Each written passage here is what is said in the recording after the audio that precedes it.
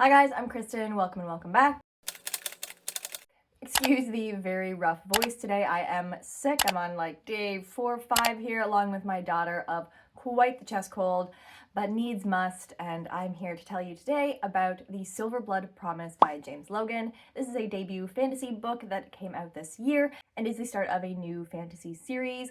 So for me, I think that the enjoyment or the enjoyability of this book is going to come down to, or at least I feel that the enjoyability of this book is going to come down to whether or not you can stand the main character, Lukan. For me, alas, I did not get on with Lukan, but I will get into more of that. To tell you a little bit about the setup here, so Lukan Gordova is a nobleman's son from this particular city that is known for their delicious red wines. I'm not gonna lie, he really had me on the descriptions of red wines here. But when Lukan is in like a university-esque type academy, he winds up in a duel where he makes a really big mistake that has him not only expelled, but also further destitutes his family fortune and estranges him from his father. Lukan has been spending the past several years just sort of gallivanting about as destitute noblemen's sons do. However, at the start of the book, he finds out that his estranged father has been recently murdered and left a very cryptic message written in his father's own blood. And his steward, or the steward of the family who sort of like helped raise Lukan, begs a promise or makes Lukan promise to find out what happened. And there we travel with Lukan to a city far to the south that is part of the written message, along with an unknown name that he has to figure out what it means. In a city ruled in name only by an ancient, aging duke, and actually ruled by a council of merchant princes, where you can buy anything for the right price, Lukan decides that he wants to lay low and keep a low profile, not step on any toes of the criminal underworld here or the politics in general. And so of course he stumbles around like a bull in a china shop, just willy-nilly asking people if they know what this word means, and of course winds up getting himself entangled and intimately enmeshed in the local politics, a conspiracy, and the seedy underbelly crime lord of this city. Not my term, but I have heard the word fetch quest being used in description or in relation to this particular book, and I would definitely agree on that. It is one where in order to get the information that he needs, he then has to do this one thing, but in order to do that, he first has to go to this place and do this thing, and he has to meet this person, and this person will only work with him if he first does this other thing, and then he agrees to work with that person, and he has to do blank, blank, and blank, and it goes on like that for the majority of the book.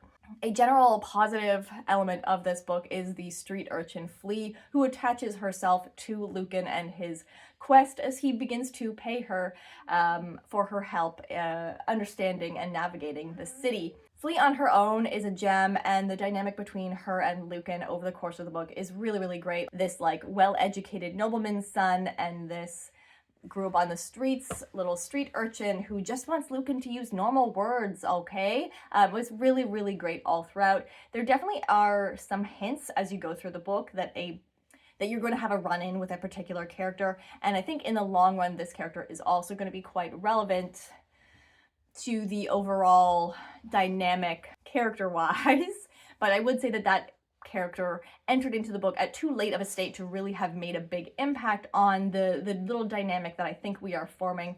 So I do think that will be an expansive found family as we continue on in the series. However, something that didn't work and that constantly irritated me throughout the book was just Lukan as a person. Lukan has that unique ability to piss every single person off that he comes into contact with, whether that is the captain of the ship bringing him to the city, the people that he is asking for help, the people that he is making fair trades and exchanges of favors with. Lukan really cannot let anything go. He thinks he can get by and get through or out of any situation by like charm and just talking his way out of it, and really he can't.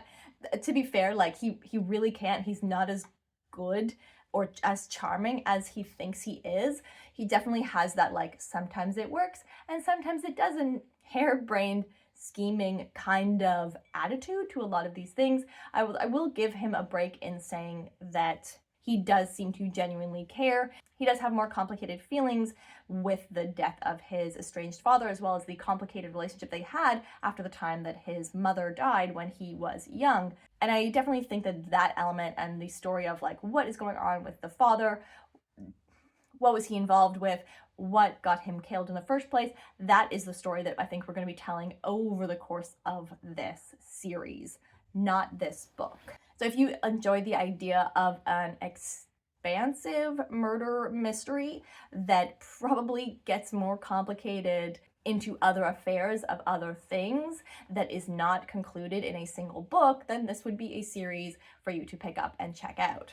That isn't to say that there was no conclusion in this book, but it has to do more with the city element of where we are located, and one would guess, or one could anticipate, that there would be a similar style arc in the next book as we continue to find out more information about the father. We continue on this quest of finding out what happened with the father, and I presume Lukan gets sucked into other things along the way. The plot was fairly fast, and I would say like a lot of things happened over the course of this book. If you think back, or if I think back about where we started and the little like steps and little mini quests, little mini conflicts that Lukan and Flea get themselves into over the course of the book, really a lot happened. So I will say that this book was fairly readable. However, it didn't make me care early enough in the book to feel really invested in what was happening, both with Lukan's personal journey and story, as well as the overarching conspiracy and plot of what he gets sucked into within this city.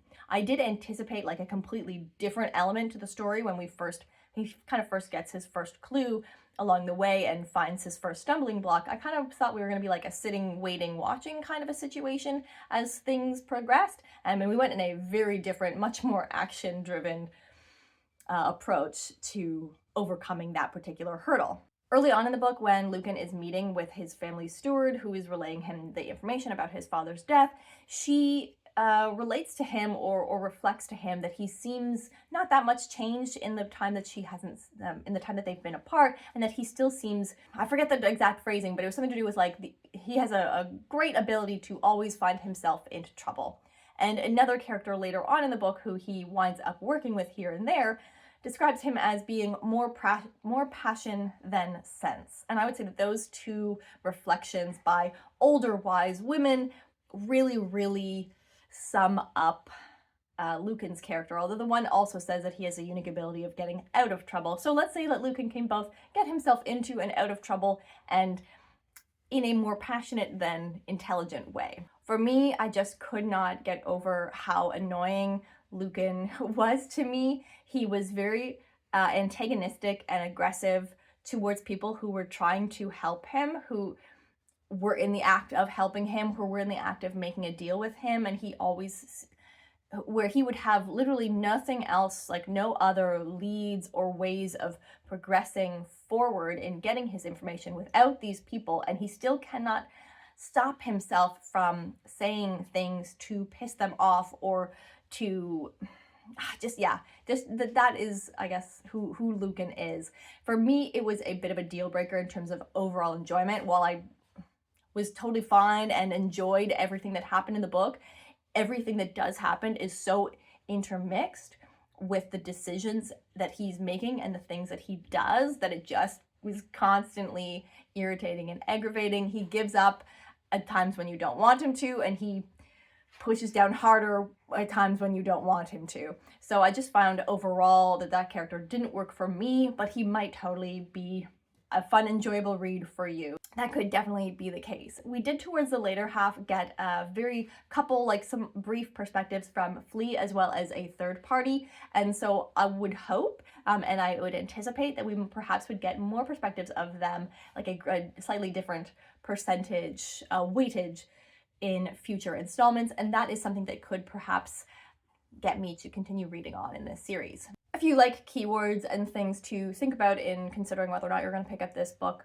would be the extensive, not concluded in one story, murder mystery that seems to be entangled in greater unknown things. We have some lost ancient civilizations and the magical artifacts from that ancient civilization that the father happened to be a little bit obsessed a little bit obsessed with and a bit of a scholar on, but as well as like a world where magic is just sort of is, and more in that it has to do with like large magical animals, and these magical artifacts and this lost ancient civilization, and less with like spells and that kind of a thing. I definitely anticipate a little trio found family dynamic happening already. We have a really great buddy pairing between Lukan and the street urchin Flea, who were a great source for fun, witty banter and back and forth big brother, little sister kind of a feel, as well as a bull-headed character who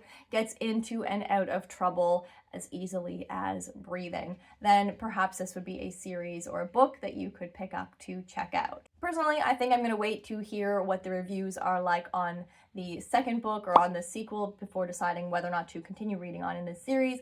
But I do know that this book really, really worked for a lot of people. I think it was a really interesting debut fantasy, and I would still be curious to see what James Logan continues to write in the future. If you read this book, let me know down below. I would love to hear what other people thought of this. Generally, I feel like it has been quite well received, so I do think that I'm a little bit on the minority in terms of my intolerance of Lukan and how that affected the rest of my enjoyment for the book overall. If you enjoy my videos, don't forget to like and subscribe. It really helps the channel out. I'm going to link up a playlist of all of my single book non-spoiler reviews for you to check out as well. I will see you guys next time. Have a great day. Bye.